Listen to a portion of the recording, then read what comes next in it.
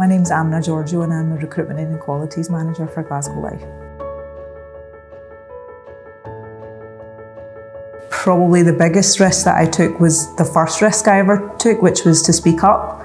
I could see, I was working part-time in a job whilst I was at university, and I could see somebody who worked in recruitment and I liked what they did. It looked really appealing, and I just asked the question as to whether or not I could shadow them and learn from what they do, and they said yes. And since then I've worked in recruitment for 20 plus years, so it's definitely a risk that paid off, and that continued on in any other jobs that I've done. I've just asked the question, I've contacted people on LinkedIn, asked for a coffee, that led to a job.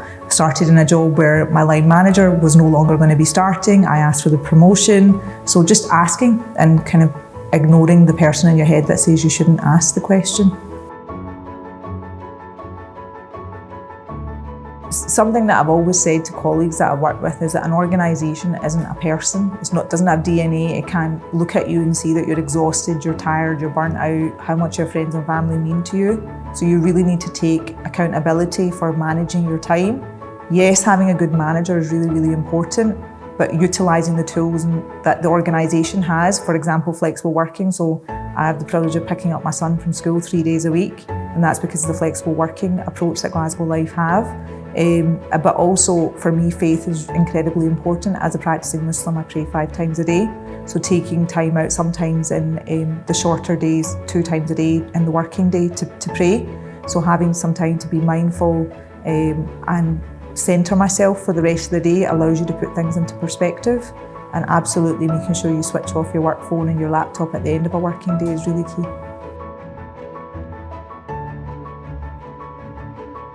The one that's resonated with me more so probably in the last 5 to 10 years is just taking up space and really giving yourself permission to say that you might not know the right thing to say, but just by saying something, you're present in that environment that you should be in, that you belong in. And that's something that I take in, whether it's in a senior meeting, taking up space to say, well, I need to learn, I'm going to learn from the leaders that are around me, or I'm in an environment where I'm sitting with colleagues and we're just, brainstorming, again, taking up space. You don't know the answer, but you can only get there eventually by being involved in the conversation.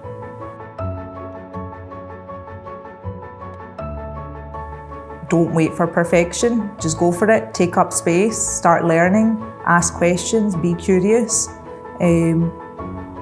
People that you might see that have developed their career have had knockbacks, have had challenges that they've had to overcome. You've just not been able to see that part of their journey.